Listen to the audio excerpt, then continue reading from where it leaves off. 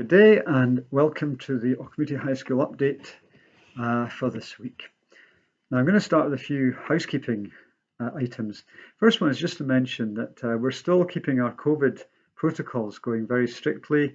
That means that there's hand washing on entry to the school, masks are still being worn by all pupils, one-way systems in place, different breaks, different lunch times to limit numbers and so on. And so far, so good. We have had no issues with COVID at the present time, but it is still out there in the community and we've got to keep this going very strictly. We don't want it coming back into school.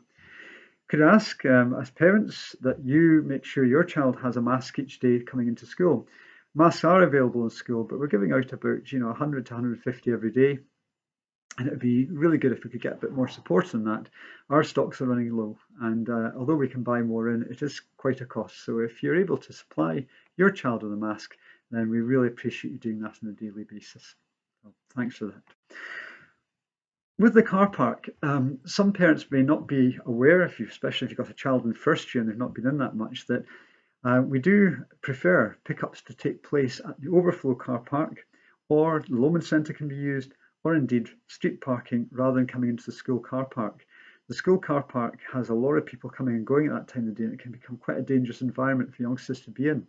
So please, if you're picking up your child, could you make an arrangement to pick them up at the overflow car park or the Lomond Centre or elsewhere? But please try not to use the staff car park because that does become incredibly busy and it is quite dangerous at times. So really appreciate support on that. Thank you. A few things on the SQA. Firstly, you should have received 2 communications from the school in the last week. The first one is that you should have had a group call message, a text saying that your child is doing these courses at these levels. No response is needed if it's an accurate reflection of what your child is doing, but there is the facility on the message to respond to the school, and that connects you directly to your child's guidance teacher. So if there's any questions over levels or courses and so on, please use that facility, contact your child's guidance teacher, and we'll make sure that change is made immediately. You should also have received an assessment calendar. Now this shows what subject on what day is being tested in which period. Now this is a reflection of the school's timetable. All the testing is being done in class time and so on, or the assessments are being done in class time. Most of them are of the test variety, and it just gives you a clear picture of what's going on. So again, please check that through with your child to make sure that they're aware of when different assessments are taking place, and give them as much reassurance as possible and encouragement to do their best and hopefully get the grades that they deserve at the end of this year.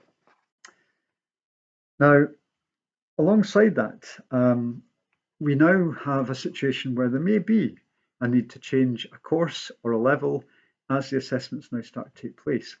We put in place quite a clear policy that we're going to adhere to that makes sure that your child will be aware of any changes that are being suggested, that you will be contacted, and a change will not take place until it's agreed by all parties. So if there is going to be a change because the assessment suggests that an issue is arising, you will be consulted about that, and you'll be able to sort of fully participate in that process and hopefully get an appropriate outcome for your child. So we've effectively set the ball rolling by confirming the levels. Any change from now on will be very, very clearly communicated to you. Hopefully there won't be any need for those and it's going to be a smooth process, but there will be some. Now, the other thing is just to say that I feel that the school has settled a lot more in the last few days. The kids came back in high spirits. They weren't bad in any way. They were just rather exuberant, but they've really settled. And, going around the school, it's a nice feel to the school at the moment. Good partnership between teachers and pupils. Teachers very focused on trying to get, the best out of the kids.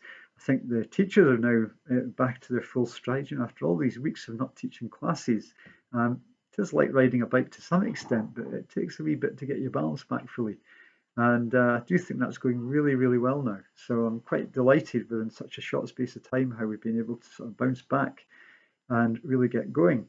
Now, the one area that I still have concerns about, and I would really appreciate if you could talk to your child about this, I am being inundated with messages from the local community, sometimes accompanied by CCTV, of what are incidents of antisocial behaviour.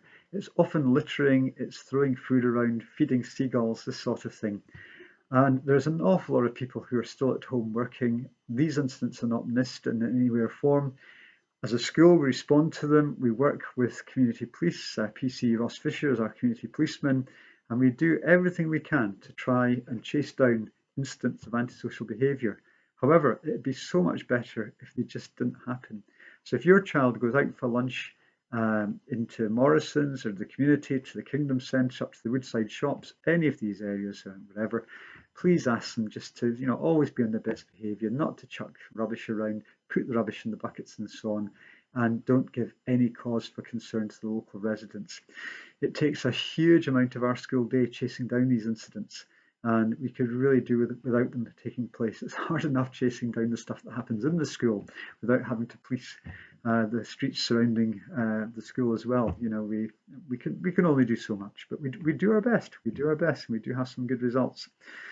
Now, talking of good results, our guidance department were very focused on making sure that pupils returned to classes smoothly, that the attendance was good, and that people settled into that pattern.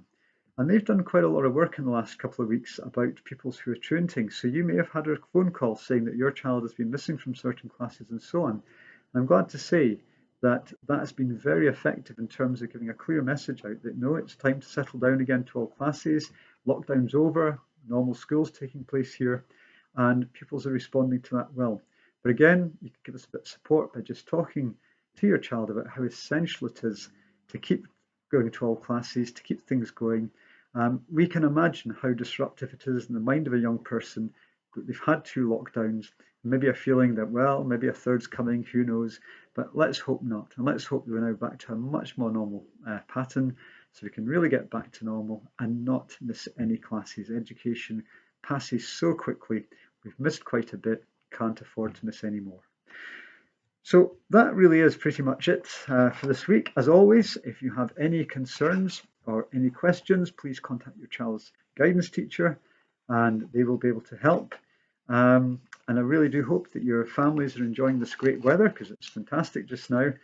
And, and of course, the additional freedoms that they're now beginning to enjoy.